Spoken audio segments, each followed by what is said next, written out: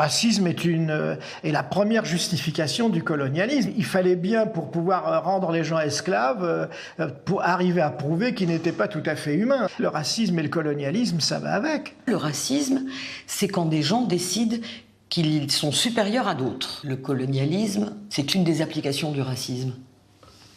S'il y a des êtres supérieurs à des êtres inférieurs, alors effectivement, on peut les coloniser, on peut les exploiter, etc. Cette hiérarchie profonde, héritée depuis des siècles, qui fait qu'un Européen, c'est le centre du monde, et que le reste du monde gravite autour de lui comme périphérique, c'est insupportable. L'antisémitisme allemand n'était pas sans rapport avec une histoire du colonialisme. Il y a un lien entre colonialisme et racisme. Il y a un lien parce que quand on est colonisé, eh ben, il y a du racisme. Dans ma jeunesse, je n'avais pas la possibilité d'aller dans certaines piscines qui étaient réservées aux Français.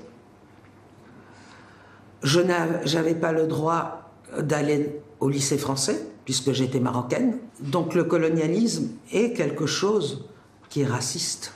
L'idée d'exclure ou de déclarer inférieur ou moins apte à diriger une société, une certaine minorité ethnique, est une partie intrinsèque du projet colonisateur. On est en France dans une société qui s'est pas du tout libérée des séquelles du colonialisme. Et les gens, même avec la meilleure intention du monde, la plupart du temps, sont encore dans ce rapport, une vision d'infériorité des peuples qui ont été colonisés. Toute forme de domination coloniale, il accompagne le phénomène raciste où on traite ceux qu'on a dominés comme étant inférieurs à soi. Le colonialisme, c'est de nier la légitimité de la culture de l'autre, et c'est ça qui ne va pas du tout.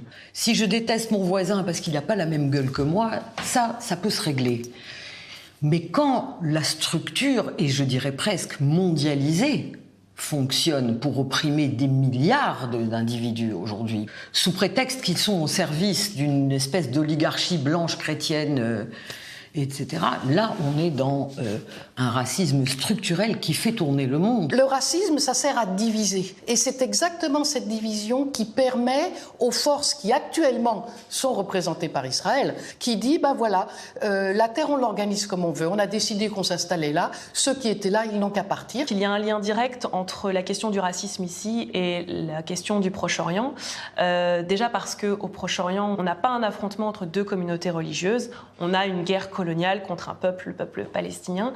Et le colonialisme, c'est indissociable du racisme. Donc pour moi, il y a une espèce de continuité évidente entre, par exemple, les Palestiniens du Negev qu'on expulse de leurs terres et les évacuations répétées des camps de Roms ici en France. En fait, là-bas comme ici, on est dans le discours, en tout cas, du « eux » contre nous. Le cœur du problème, ici comme là-bas, c'est le même. C'est le racisme, justement, qui organise et qui structure une société ouvertement coloniale là-bas et une société ici où il y a des dynamiques très fortes de racisme d'État. Je milite contre le racisme qui consiste à dire que les Juifs ont des droits en Palestine et que les Palestiniens n'ont pas ces droits, alors qu'ils sont les autochtones et les indigènes de Palestine. Antiracisme politique là-bas, antiracisme politique ici, il y a une continuité. Même combat, l'antisionisme et l'anticolonialisme, c'est pareil.